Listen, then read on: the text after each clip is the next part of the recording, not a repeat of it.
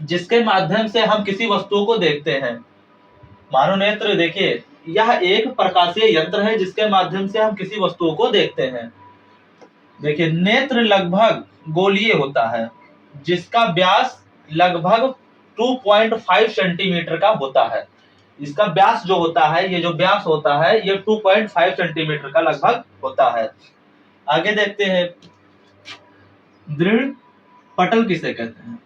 दृढ़ पटल उसे कहते हैं जो नेत्र के जो बाहरी परत होता है, सबसे ऊपरी परत को हम दृढ़ पटल कहते हैं। और इसका देखिए, सबसे बाहरी परत होती है, यह श्वेत अपारदर्शी पर्दा होता है। यह श्वेत अपारदर्शी पर्दा होता है जिसे हम दृढ़ पटल कहते हैं। इसका कार्य जो होता है, दृढ़ पटल का कार्य जो होता है, यह होता है आंतरिक भाग का सुरक्षा प्रदान करना। देखिए, यहाँ पे देखिए, ये है दृढ़ पटल, ये जो ऊपरी वाला भाग है दृढ़ पटल है, और इसका कार्य जो होता है, इसके आंतरिक भाग, इसके अंदर जो भी भाग है उसका सुरक्षा प्रदान करना, यही होता है दृढ़ पटल। अब आगे देखते हैं, रक्तक पटल। रक्तक पटल किसे कहते हैं? दो पीत बिंदु के ठीक नीचे होता है, उसी को क्या कहते हैं? अंध बिंदु कहते हैं। इसका कार्य क्या होता है? जो अंध बिंदु होता है उसका कार्य होता है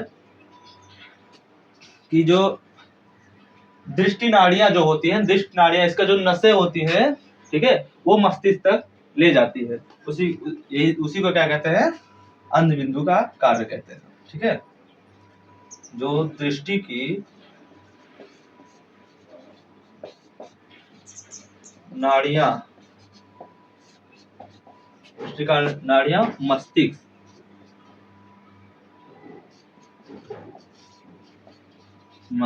तक ले जाती है। ठीक, इसी को क्या कहते हैं? अंध बिंदु कहते हैं। अब आगे देखते हैं, कार्निया किसे कहते हैं? आगे हम पढ़ेंगे कार्निया किसे कहते हैं। कार्निया उसे कहते हैं जो नेत्र का उभरा हुआ भाग होता है, उसी को हम कार्निया कहते हैं। बहुत ही सरल भाषा में बता रहे हैं आपको, या आप लिख कर आएंगे तो आप बढ़िया नंबर प्राप्त करेंगे। ठीक है, कार्निया किसे कहते हैं? देखिए,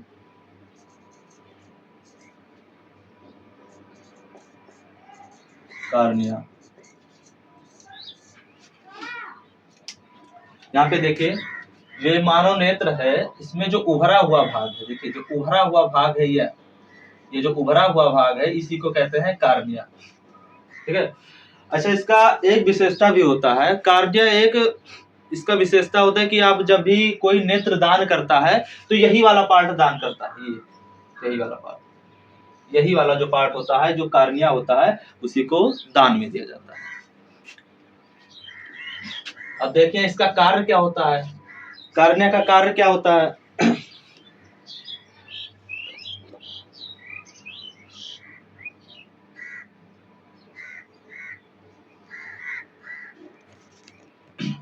ठीक है, जो मानव नेत्र का उभरा हुआ भाग होता है, उसी को कार्निया कहा जाता है।